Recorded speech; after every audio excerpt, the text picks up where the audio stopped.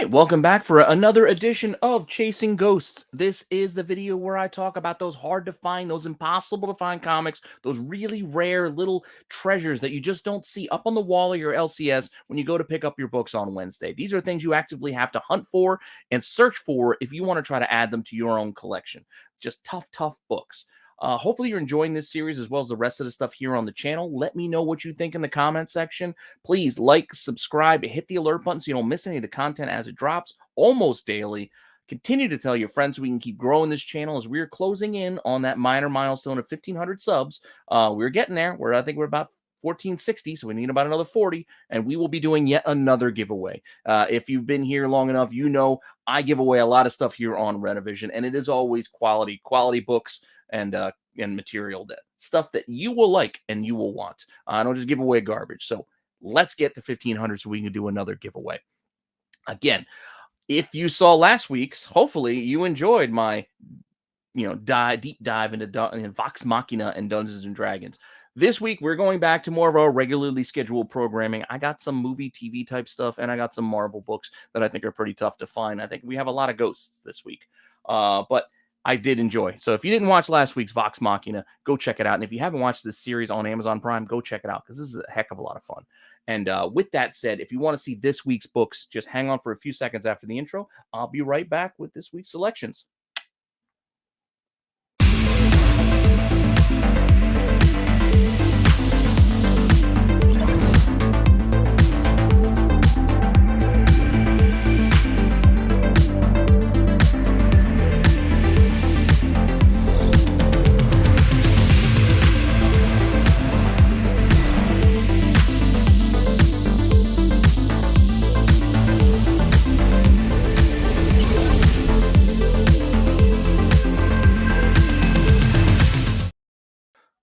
All right, so where do we want to start off? As I mentioned, we have some movie-like type stuff, some movie adaptation type books that are really kind of tough, and I really kind of dig. Our first one being Serenity. You remember Firefly? I do, and it was a great show. Ended well before its time, but this Serenity, Leaves on the Wind, issue 1. I know a lot of places might list it as Serenity Firefly Class 03K64, so be mindful of that too when you're doing your searches, because while it might be Leaves on the Wind, issue 1, and if you know what that is, that's, Wash's little comment about, I'm a leaf on the wind, it's floating. Anyway, great show, great movie, great series, great Jenny Frison cover, and this is a very tough book to find. You can see right there's a cover price of $5. This is an Emerald City Comic Con exclusive. You can see the little logo there up in the corner. This came out in 2014, ECCC, Emerald City Comic Con exclusive, just like that Vox Machina exclusive. This was an exclusive for that convention. Other side of the country for me. I'm in Jersey, so Emerald City is all the way on the other side for me. So I don't have access to this, but this is a really cool book, and I wish I had one. Estimated print run. Apparently, the print run was a solid 1,000. So we know it's 1,000. Supposedly, that's what they said was the print run, 1,000 copies. Again, I haven't seen it on this side of the coast very often, so it is tougher to find for me.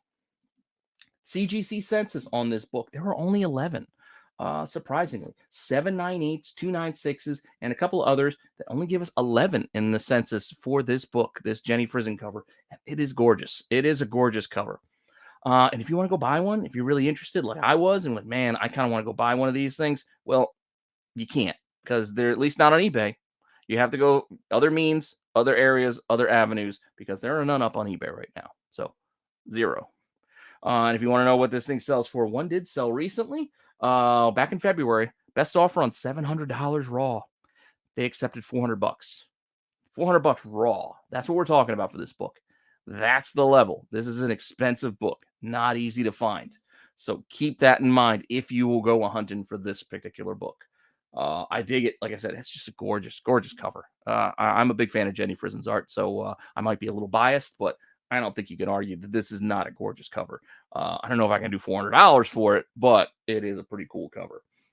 But I can't. It's not even an option. There's none up, so don't even have that option. So moving on to our next book. This next book I've heard about a couple of times. Triple C1 over on Instagram. He also has a YouTube channel where he shows off his pickups. See the link down below for that. mention this book. My buddy Van Denby also told me about this book a while ago. It is just a gorgeous cover because it is a photo from an awesome show. I was a big fan of this show. Sons of Anarchy was a great watch. Yes, it got a little cheesy at times, a little bit of a soap opera kind of thing, but it was still a really cool show. 7 solid seasons, if you ask me. It was a great watch, and this cover is just awesome. This is just awesome. Like, it just if you see it, you know what it's connected to. This is just a fantastic cover. This is for issue 25, the last issue of the comic series from Boom, the last issue, final issue, September 2015. This is a 1 in 50 incentive. 1 in 50. How many shops do you think were ordering 50 copies of Sons of Anarchy? Probably not many. Now, this particular book, we can't even give you a solid print run, or at least I can't. It's unknown. Why? Because it didn't show up in Comic-Con, issue 25.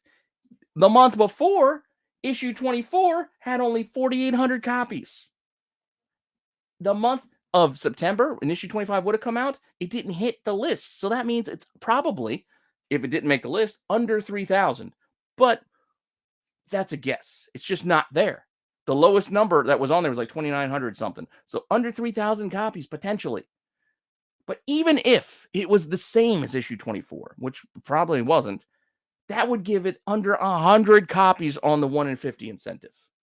Figure that out. Figure that for yourself.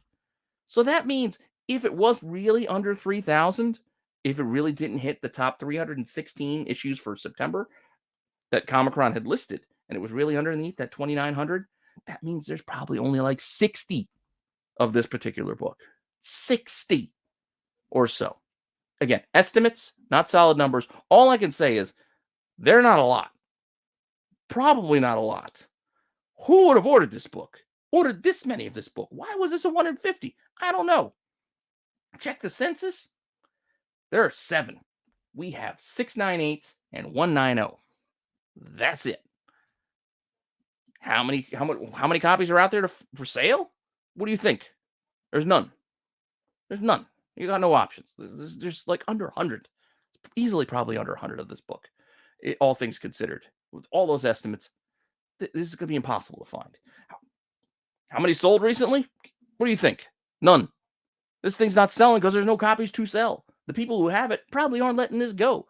And I know, at least, the very least, I think Triple C has one. I think Van might have one as well. So those lucky dogs, they already got their books.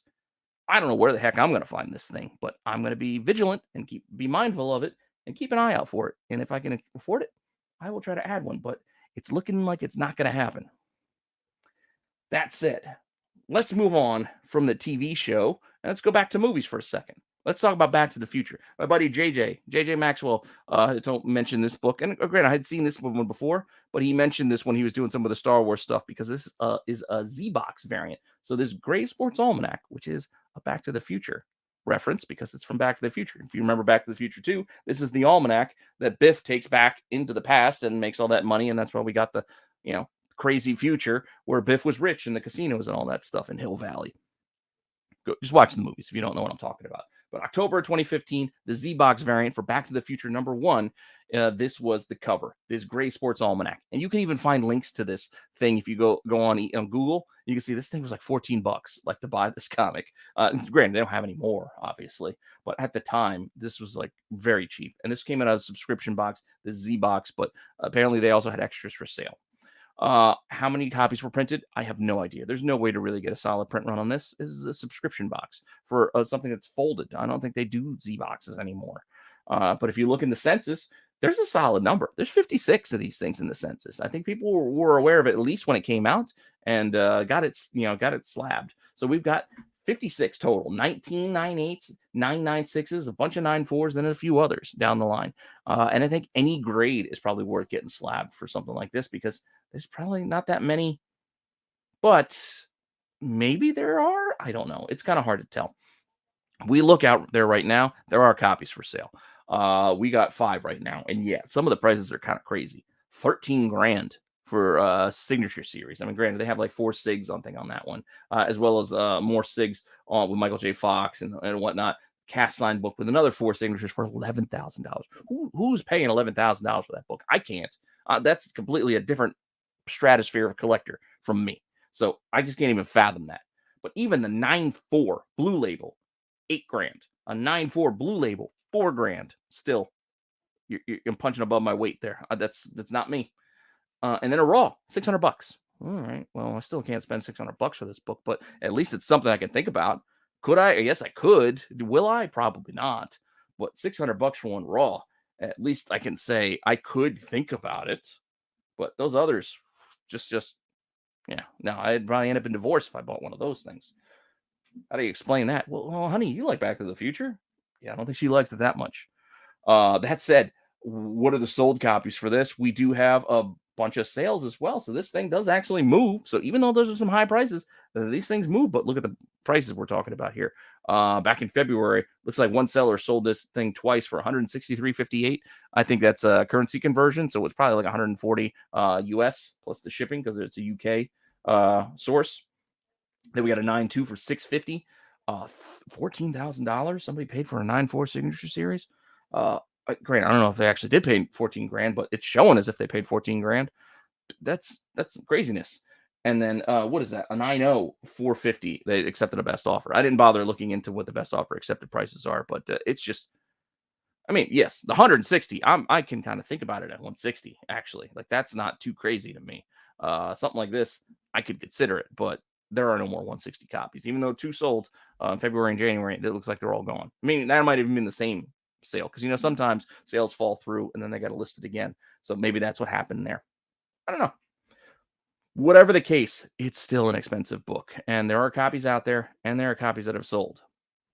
Which we're going to move back to movies again, or I should say, not move back, but stay with movies. And we're going to go to the book that's sitting right next to me here. I've talked about this one before. Luckily found this one. I am an Adam Hughes fan. If you haven't noticed or haven't heard me do any of these shows before, if you're new to the channel, I am a fan of Adam Hughes. So I do collect his covers. And Big Trouble in Little China is one of my favorite movies of all time. I'm not saying it's fine, fine art cinema, but it is just a classic movie and one that I just absolutely just love watching. It's just a watchable movie to me. And Kurt Russell's Jack Burton is just a classic character. And Wang, don't forget Wang Chi. But anyway, Adam Hughes, San Diego Comic-Con cover on this Big Trouble in Little China #1, 2015 San Diego Comic-Con. This exclusive. I don't know how many they made of this thing. The print run again is unknown. If I were to guess, you're probably thinking like it's 500, 1,000. It's probably in one of those solid numbers. But regardless of whatever the print run might be, it's not easy to find because even in the census, there's only 23. We got 17 9/8, a couple of 9/6s, and a few others, but only 23 in the census total for this book. Adam Hughes. And there are a lot of Adam Hughes fans and Adam Hughes collectors, so a lot of his books do get graded. And if you want to go buy one yourself, just like me, for months looking, right now, there are none. There are none. So no copies available right now. I did find one. I bought one and one popped up. I have the alert set on eBay. One popped up and I was like, yeah, I'm buying it. And as you can see, 3 copies sold the last 3 months. And I don't remember which one might be mine. No, I didn't go at auction. So the $41 one wasn't mine. I missed that one. So maybe I paid the 60. No, because that's March 8th. I didn't buy that one. Mine might have probably had to been before, longer than 3 months ago. But 9.4, $70. That's a kind of a deal. Even though I'm not a huge fan of buying 9.4s, $70 for a slab on this thing is a deal to me because I think I still paid like 50, $60 for this thing when I bought mine, which I don't think it was either any of these 3 sales. Yeah, because it was a while ago. I had it tucked away in a box for a bit. But still, I finally got one. It took a while. Wasn't easy to find. And you can see here, 1 sale in March, 2 sales in February. It doesn't come off all that often because there's none up right now. And when they do come up, they seem to go. So keep that in mind. If you are an Adam Hughes fan, this is one to be mindful of because it's Big Trouble in Little China. Who doesn't love Big Trouble in Little China? John Carpenter. Anyway, speaking of Adam Hughes, let's go over to Marvel and talk Adam Hughes. And let's look at this Mighty Thor #4. Yeah, pretty cool. Female Thor. We know we're getting her in Thor and Love and Thunder. There also is talk of another movie maybe spinning off after that with the female Thor, a Thor Core or something to that effect. This is a 1 in 50 from February of 2016. So this is a high incentive ratio. Granted, this book was pretty solidly printed. There were over 56,000 copies printed. So the incentive, even at 1 in 50, is still over 1,100. Granted, not a huge number, but not minuscule, not under 100 like that Sons of Anarchy book, potentially.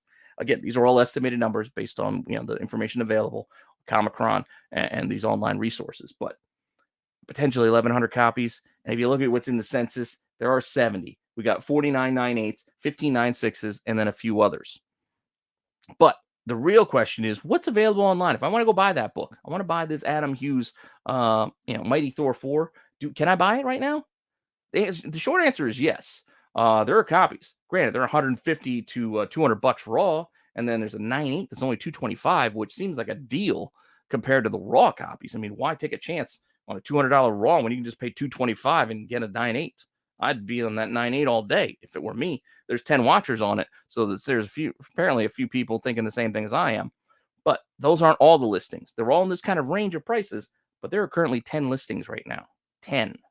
So this is not that hard to come by online. So I thought it might have been tough, but apparently there are copies to be had. Though we only have 2 sales over the last few months, and somebody stole a 9.6, not a 9.6, a 9.8 CBCS for $69. That's an absolute steal back in January. I don't care. This is a 1 in 50 incentive.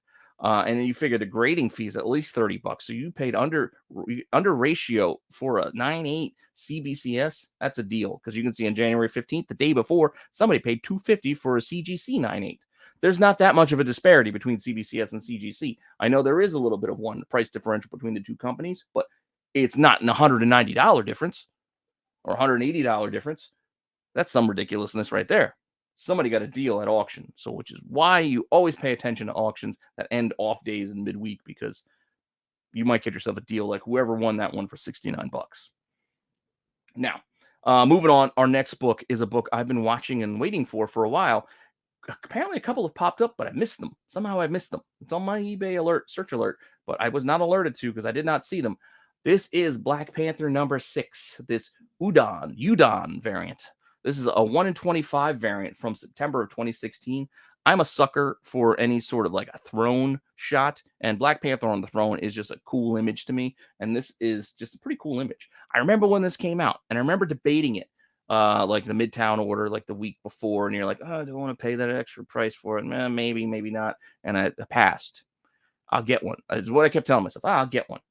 Well, I never did. Granted, there should be copies.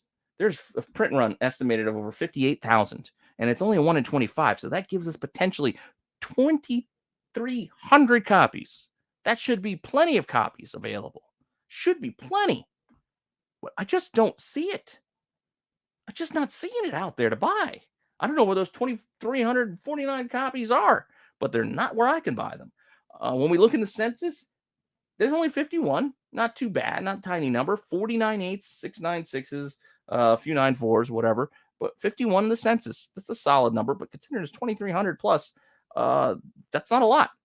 But like I said, 2,300 copies, but there's none available right now. Like I said, I've been waiting and looking for this book. There's none available. And somehow I missed these two. The last 3 months, 2 came to market, and I missed them both. A 9.8, best offer accepted on 130, and then one sold at auction with 6 bids, only $15. How the hell did I miss that? I don't know how I missed that one. Because like I said, this has been on my watch list. Black Panther 6, number 6 variant. It's on my watch list. I keep seeing all the other Black Panther variants for number 6, different volumes of Black Panther, but not this one. Somehow I missed it. But it happens. You can't always rely on those searches. So you just got to be vigilant, be patient, and maybe one day opportunity will meet your access. That's at least what I'm hoping for. And to finish this up, we're going to move over to another series that had a few variants that are pretty tough to come by. I noticed issue 3 of this run was posted by, I think, Astro Wizard posted this one, which got me thinking about this series. And when I looked into it a little bit more, all of these early variants are tough. So I'm doing all of them. And that's Deathlok. Deathlok for 2014. This issue 1 in particular, this Clayton Crane cover, October 2014. This one is a 1 in 50. The other 3 are 1 in 25. So this is a 1 in 50 for issue 1. It's not easy. You see estimated print run 43,000 on this 1 in 50. Still only gives you 879 potential copies for this variant out there. And again, pretty cool. Clayton Crane cover, Deathlok 2014. I remember the character from way back in the day. Granted, On Agents of S.H.I.E.L.D., they didn't really handle them too well, even though they had Gunn from Angel playing them, which I was fine with. It's just, I don't know, it just seemed kind of cheesy the way I played out in Agents of S.H.I.E.L.D. So maybe we get something better with Deathlok going forward, but who knows? What's in the census for this book? Well, there's only 9.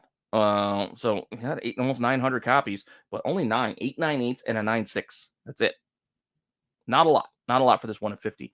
And if you want to go shopping for one, there's only one right now. There's 98 asking $500, and that's your only shot if you want to buy one right now, at least as I'm doing this. So $500, have at it. That's.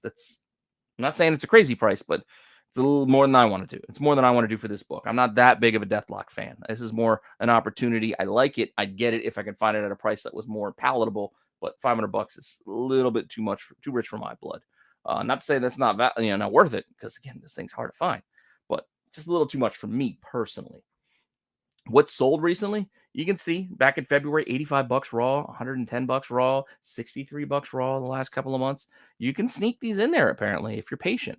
I can pay, double ratio or under, maybe, and hope to get a 9.8.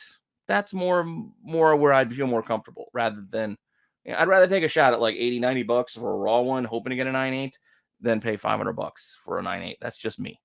But it's still just for me. I'm not looking to sell this thing. It would be for my collection anyway, and it's still pretty steep. But you can see copies are there occasionally if you're mindful and pay attention. Not a lot, but still, they are there. That's like one a month. And right now there's one up. So let's move on to number 2. Number 2, no 1 in 50s here. This is only a 1 in 25. The next month, November 2014, there's 1 in 25. Print run dropped. It was 43,000 for issue 1. Well, guess what? Issue 2 was down to 20,000 or so. So even though the ratio was half, the print run was half. So we're still talking about only potentially 835 copies of this incentive. So even though the other one was a 1 in 50, this is only 1 in 25, there are potentially less copies of this because the print run dropped so drastically from issue 1. That's what I'm talking about. This is a pretty cool cover. Don't like the trade dress with Deathlok in the trade dress is kind of distracting because you keep seeing like 2 pictures of Deathlok there. It's at least throwing me off, but pretty cool cover. I kind of like it, and I've considered this one because there's one out there. It's just like last week with the Vox Machina book. I don't know. By the time this airs, I'm recording this over the weekend. By the time this airs, I might go and buy the one copy I saw. Not to get ahead of myself, but there's one copy in the census, 198. For this variant, and that's it in the census. And if you go looking online, there is one copy. It's only $10.50 with $7 shipping from the UK. I might buy this. So if there are no copies come Tuesday when this airs, I'm sorry, I bought that one. You know what? I'm going to buy it. It's just so cheap. I mean, this less than half ratio, or well, a little more half ratio once you pay the shipping, but still, shipping from the UK, $6.50 ain't that bad. So if I get $18 all in, I'm happy with that. So I'm probably gonna buy this one. So then there will be no copies, just like last week. Sorry. And then I'd have to change this whole deck because there have been none sold recently until I buy that one for $10.50. Again, it's not my favorite cover, but it's still kind of cool. It reminds me of those what was it, Whalen? I don't know how to say the artist names, but there was the IDW. They did all those covers where it was like this profile shot. And this might even be the same artist. I didn't look into it deep enough to see if it is for certain, but it has that same vibe. Like the Megatron. I don't know if you remember that. And they did like the G.I. Joe books and the Turtles. They had all those IDW books, had this side profile. And I think it was Whalen. WHALON. I don't know. Anyway, I'm getting sidetracked here. That's issue 2. And like I said, the one that I brought my attention to this was Astro Wizard posting about issue 3, this 1 in 25 for this series, about this being hard to find. And yeah, I looked into it. He's right. This is hard to find. This is 1 in 25 from December of 2014 for issue 3. Pretty cool Deathlok cover there. You got the big guns. He's there on the pile of soldiers, tanks, and there's vultures or eagles flying. I don't know. Pretty cool image. Print run dropped again. Only 18,000 potentially for issue 3, which makes our 1 in 25 incentive only about 724 copies. So even less with this issue 3 on this one. What's in the census? There's still a number. 1 single 98. That's it. Just like issue 2. Only 198. And if you want to buy this one, there's a copy. Also tempting. Right now, it's at auction with best offer with 1 day and 6 hours left. It's going to end Sunday. Like I said, I'm recording this on Saturday night. So this one's probably going to be over. This $20, $20 plus $6.90 shipping. I might consider this one too. I'm just telling you outright. I'm considering this one too because this will be over anyway by the time this airs on Tuesday. But at the time of when I'm filming this, there was only one copy available. One copy, and it's only $20. And if you see what's sold recently, looks like the same seller has multiple copies. Because look, 1985 back in February, one bid, 1985. So I don't know. Keep that in mind. There's not a lot of these out there. I might think about it. Not that I'm a huge Deathlok fan, but I like these kind of weird, obscure variants, especially when they're this hard to find. I just like having them. I don't know. Just what I like to collect. These weird little things. But that's issue 3. And we'll wrap it up with our issue 4, our final one, Deathlok number 4. This is another one in 25. And you can guess here in January 2015, print run, yes, it went down again. It's down to 14,498 potential copies, which makes our incentive potentially only 579 copies if we do that quick math. How many people were ordering Deathlok number 4 at this point? This series was just 14,000. That's it. We're getting down to image numbers here. Not that there's anything wrong with that. I'm just saying, like, this is not top tier Marvel publication. Like, this is not up there. This is all right. Let's just move this out and get something else started. And you can guess, yes, 198. I bet you that the owner of all these 398s was the same person. They're probably just the hugest Deathlok fan, and they have all 398s. I bet you. This is my guess. But there's only the 198 in the census for this book as well. There's number 4. And you might have guessed this one. I can't make that call. I'm not going to clear the market out because there's none there. There's none there, so I can't buy this one. But I might buy 2 and 3. Might. I'm definitely going to buy that 2, I think. I'm probably not going to. I don't know. We'll think about number 3. But number 4, no copies available for me to even consider. And if you want to see what's sold recently, well, as you might have guessed, there's no copies there either. So this one's a tough one. As were most of the books this week. If you looked at this list as I went through it, most of these have none or one. Like one or none is it. Not a lot of copies of these books this week. So whether you enjoyed last week's Vox Machina or not, this week, I gave you plenty. I gave you plenty of toughies. Sports Almanac and Mighty Thor 4, however, we had multiple copies. These were like not even like 2 copies. There's 5 copies and 10 copies. Plenty of copies. So these ones we'll call hard to find and expensive because these are both very expensive, by the way. So there's copies. There's expensive. But the rest of the books that I talked about today, all of them, apart from those 2, all either had one or none. None.